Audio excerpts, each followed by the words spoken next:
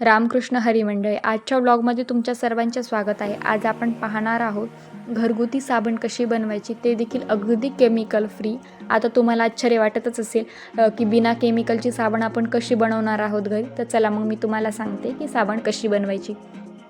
आता यासाठी मी घेतलेला आहे कडुलिंबाचा पाला आणि कोरफड. आता कोरफड जी आपल्या घरी अवेलेबल असते, आपण जी लावलेली असते ती नसेल तर तुम्ही मार्केटमधून जे आणलेलं असतं ॲलोवेरा ते घेतलं तरी चालेल, पण माझ्याकडे अवेलेबल होतं म्हणून मी ही कोरफड घेतलेली आहे. आणि कडुलिंबाचा पाला मी स्वच्छ धुवून घेतलेला आहे. आता कोरफडमधला जो साईडचा भाग असतो काट्याचा वगैरे तो काढून घ्यायचा आणि मधला जो गर आहे तोच घ्यायचा, कारण आपण जेव्हा मिक्सरमध्ये ग्राइंड करतो तेव्हा ते आपल्याला इझिली ग्राइंड करायला सोपं पडतं यासाठी. आता पाहूया पुढची प्रोसेस कशी करायची. तर आता कडुलिंबाचा पाला आणि कोरफड आपल्यासाठी किती आरोग्यासाठी किंवा आपल्या स्किनसाठी केसांसाठी किती फायदेशीर आहे हे तुम्हाला तरी सांगण्याची गरज नाही. आजकाल जवळपास सगळेजणच आपल्या घरी ॲलोवेरा लावत आहेत, कारण आपल्या सगळ्यांनाच माहीत आहे की स्किनसाठी आणि आपल्या केसांसाठी ॲलोवेरा खूप फायदेशीर आहे. यासाठी तुम्ही जर चॅनलवरती नवीन असाल तर चॅनलला लाईक करा, शेअर करा आणि सबस्क्राईब करायला अजिबात विसरू नका, म्हणजे माझे नवनवीन व्हिडिओ मी तुमच्यासोबत जे अपलोड करते त्याचं नोटिफिकेशन तुम्हाला येईल आणि माझे व्हिडिओ तुम्हाला पाहायला भेटतील. मी जे काही नवनवीन व्हिडिओ किंवा वेगवेगळे प्रयोग करून पाहते ते तुमच्यासोबत शेअर होतील आणि त्यातून तुम्हाला नक्कीच काहीतरी शिकायला भेटेल. यासाठी आता आपण ॲलोवेरामधला जो गर आहे तो व्यवस्थित साईडला करून घेऊयात. ह्याचे तुम्ही छोटे छोटे काप केले तरी पण चालतील, पण मी गर साईडला काढून घेतलेला आहे.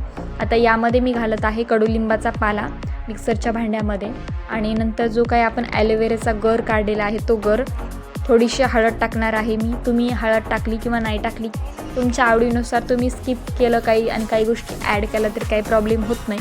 आता माझ्याकडे विटॅमिन ईची कॅप्सूल होत्या, विटॅमिन ई कॅप्सूल. त्या जर तुमच्याकडे नसतील तर तुम्ही स्किप केल्या तरी पण चालतील, पण माझ्याकडे अवेलेबल होत्या त्यामुळे मी त्याच्यामध्ये ते ॲड केलेलं आहे. विटॅमिन ई खूप आपल्या स्किनसाठी, विशेष करून चेहऱ्यासाठी वगैरे खूप चांगलं असतं. आता ही आहे ग्लिसरीन सोप. ही मी ऑनलाईन मागवलेली आहे.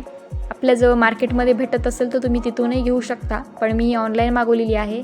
आता तुम्हाला वाटेल की ही मी बाहेरून मागवली ती यामध्ये तरी केमिकल असेल, असं अजिबात नाही आहे. आता याचं नावच आहे ग्लिसरीन सोप, म्हणजे ही ग्लिसरीनपासून बनवलेली आहे. ग्लिसरीन खूप सॉफ्ट असतं आणि आपल्या स्किनसाठी खूप फायदेशीर असतं.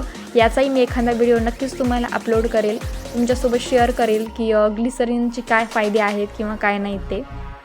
हे खूप सॉफ्ट असतं आणि केमिकल फ्री असतं विशेष करून. आणि साबणमध्ये आपण हे ॲड केल्यामुळं ह्याच्यामुळे जी आपण चेहरा वगैरे आपली स्किन आहे का ती एकदम सॉफ्ट होते.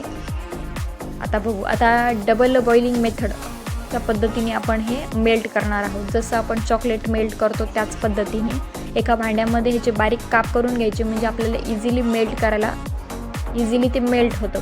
त्यामुळे तुम्ही थोडे मोठे केले तर ते जरा मेल्ट व्हायला टाईम लागेल, बस एवढंच बाकी. त्यामुळे मी लहान लहान काप करून घेतलेली आहे.